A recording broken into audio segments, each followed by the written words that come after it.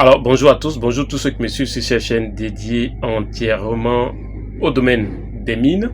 Je suis Kwasi Justin pour ceux qui prennent en marche pour cette chaîne pour la première fois. Dans cette vidéo, nous allons parler de la métallogénie de l'Archéen à l'actuel, à l'état, disons, à la période actuelle. Alors, donc dans cette vidéo, nous allons nous focaliser, nous allons parler principalement de ce qu'on appelle le cycle de Wilson et l'élément caractéristique qui va s'associer à ce cycle, qui est la métallogénie globale, la métallogénie générale associée au cycle de Wilson. Alors, donc, pour ceux qui ne le savent pas, c'est quoi le cycle de Wilson? Je vais essayer de faire un peu simple. Alors, le cycle de Wilson, c'est le cycle des plaques tectoniques et cela se déroule, par exemple, depuis la naissance des océans dans les rifts jusqu'à, je dirais, à leur disparition dans les zones de subduction. Donc, les zones de subduction, c'est les zones où il va y avoir le glissement d'une plaque sur l'autre. Donc, c'est ce qu'on appelle la subduction. Subduction, j'y arrive. Donc, le cycle de Wilson, pour faire simple, comme je l'ai dit, c'est le cycle qui va concerner ce qu'on appelle la tectonique des plaques. Et ce cycle-là se déroule principalement comment on va dire, depuis la naissance des océans dans les rifts jusqu'à leur disparition dans les zones de subduction. C'est ça le cycle de Wilson. Ce cycle-là va entraîner une certaine métallogénie de façon générale ou de façon globale que nous allons essayer de voir dans cette vidéo. Déjà, si vous arrivez pour la première fois sur cette chaîne, je vous invite à liker cette vidéo, à partager, parce que sur le fait, Google et YouTube, notamment Facebook aussi, ils vont voir votre intérêt et vont pouvoir proposer cette vidéo à plusieurs personnes pour toucher plusieurs personnes. Donc, c'est une contribution. Je vous laisse 2 petites secondes pour le faire et on continue. Merci. Donc, nous allons parler du cycle de de Wilson. Alors, donc, ce cycle-là se déroule dans une période qui va de 200 à 500 milliards d'années, selon les océans. Donc, en fonction des océans, le cycle de Wilson va se dérouler, ou bien s'est déroulé entre 200 et 500 milliards d'années. Alors, concernant ce cycle-là, il y a 2 tendances qui s'affrontent. Si vous voulez, 2 sortes de théories qui s'affrontent pour expliquer ce cycle. Ou si vous voulez, pour expliquer ces différents cycles. Donc, deux théories s'affrontent. Alors, et ces théories-là sont basées sur ce que vous savez déjà, qui est la tectonique des plaques. Alors, une des théories privilégie le fait que des mouvements de convection dans la partie supérieure, par exemple, de la sténosphère, il va y avoir des mouvements de convection dans la partie supérieure de la sténosphère, et ces mouvements-là vont se prolonger, propager jusqu'à une profondeur d'à peu près 670 km. Alors, l'autre théorie fait appel à ce qu'on appelle les plumes mantéliques, les plumes mantéliques. Donc, il y a 2 théories, comme je l'ai dit. La première théorie pense que les cycles de Wilson peuvent s'expliquer par des mouvements de convection dans les parties supérieures de la sténosphère, et cela va se prolonger en profondeur jusqu'à 600 km.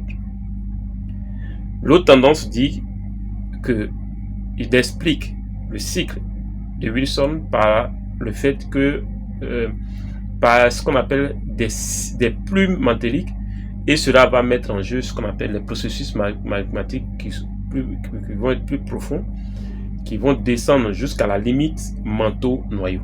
Donc voilà les deux théories qui s'affrontent pour expliquer les cycles de Wilson. Deux théories. Premier point.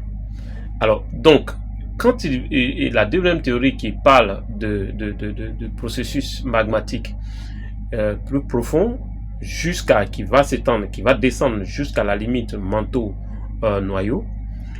Et la limite manteau-noyau, cette couche-là, c'est ce qu'on appelle la couche D' seconde. Donc D avec 2 apostrophes. Si vous voyez ça dans les documents. Alors, ces théories-là, en fait, ces théories sont, c'est ce qu'on pourrait peut-être ajouter. Ces théories-là vont en réalité correspondre à ce qu'on appelle, correspondre à 2 modes de convection du manteau. Alors, d'une manière, de façon générale, de façon globale, en tout cas, principalement, on va distinguer 3 types de plumes selon la profondeur de la profondeur de la racine. Donc 3 types de plumes, ce qu'on appelle, on a parlé de plumes mantéliques. Et ces plumes mantéliques là, on va les distinguer, on va les caractériser en 3 types. Donc on a et les 3 types là vont s'appuyer sur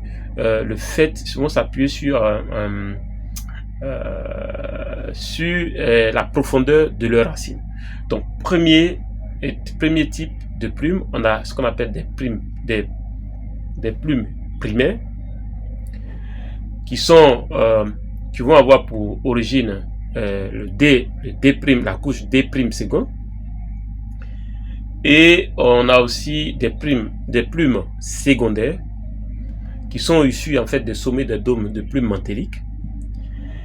Et enfin, on a des plumes tertiaires qui sont issues de la discontinuité à autour de 170 km qui vont être liées bien entendu au processus de tension au niveau de la lithosphère. Donc 3 types de plumes: plumes primaires, plumes secondaires et plumes tertiaires, pour expliquer la deuxième théorie concernant le cycle de Wilson. Alors, donc, les cycles de Wilson, en réalité, se succèdent au moins, c'est que se succèdent depuis, si vous voulez, à partir du protérozoïque supérieur, comme bien sûr on en témoigne les euphiolithes qu'on retrouve. Et ils vont se succéder, ils se succèdent depuis, au moins depuis le protérozoïque supérieur. Alors, à chaque étape du cycle, vous devez le noter, il y a un ensemble d'événements géologiques qui vont générer des concentrations minérales que nous allons, en tant que géologue minier, traquer pour éventuellement isoler et procéder à une exploitation. Très important. Donc, nous avons dit que le cycle de Wilson va être caractérisé par, en fait, il y a 2 théories qui expliquent le cycle de Wilson. Alors, et concernant la théorie portant sur les plumes mantéliques, il y a 3 types de plumes. On a les plumes primaires, les plumes secondaires et les plumes tertiaires. Et on a dit que les cycles de Wilson se succèdent au moins, en fait, depuis, si vous voulez, le protérozoïque supérieur. Donc, ils se succèdent, ils s'alternent, si vous voulez. Alors, on a aussi dit que à chaque étape du cycle, il y a un ensemble d'événements géologiques qui vont entraîner, si vous voulez, une concentration minérale.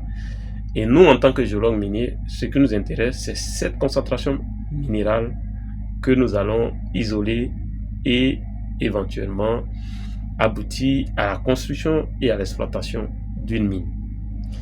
Alors, donc, quels sont si vous voulez, quels sont les différents stades qui vont caractériser ces différents cycles. Donc, si vous prenez par exemple l'évolution des orogenèses de collision, donc les orogenèses de collision qui ont abouti par exemple à la formation de chaînes de montagnes, etc. Si nous appuyons sur ces orogenèses de collision, on va distinguer jusqu'à 5 stades. Alors, le premier stade, qui est le stade de rupture, nous allons le voir dans une prochaine vidéo, les différents stades, on va les voir un peu plus en détail. Mais notez que le stade 1, c'est le stade de rupture. Le stade 2, c'est le stade océanique immature. Donc ça, c'est le deuxième stade. Le troisième stade, c'est le stade océanique avancé. Le quatrième stade, c'est le stade de convergence. Et le cinquième stade est le stade de collision et hypercollision. Nous allons voir ces éléments en détail dans une prochaine vidéo. Alors, pour ne pas faire une vidéo trop longue, je vais résumer ce que nous avons dit. Nous avons nous sommes en train de parler de ce qu'on a de la métallogénie de l'archéen à l'époque actuelle, et nous nous sommes focalisés sur ce qu'on appelle le cycle de Wilson et la métallogénie qui est associée. Alors, on a dit que le cycle de Wilson, c'est le cycle des plaques tectoniques, et ce cycle-là se déroule depuis la naissance des océans dans les rifts jusqu'à leur disparition dans les zones de subduction. Et on a dit que cela se déroule entre 200 et 500 milliards d'années. Concernant le cycle de Wilson, on a dit qu'il y avait deux théories qui s'affrontaient. La première théorie privilégie le mouvement de convection dans les parties supérieures de la sténosphère. Et la deuxième théorie fait appel à ce qu'on appelle des plumes mantéliques. Au niveau des plumes mantéliques, on a dit que les plumes mantéliques se distinguent, sont de trois types.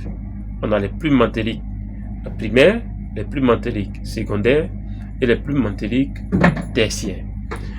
Alors, concernant les plumes mantéliques secondaires, tertiaires, primaires, secondaires et tertiaires, on va aussi distinguer un certain nombre de stades, notamment 5 stades. On a le stade de rupture, suivi du stade océanique immature. Ensuite, le troisième stade, c'est le stade océanique saturé. Le quatrième stade, c'est le stade de convergence. Et le cinquième stade est le stade de collision et hypercollision. Si cette vidéo vous a plu, on se retrouve dans une prochaine vidéo où je vais vous détailler chaque stade lié à la théorie liée aux qu'on appelle aux plumes mantéliques.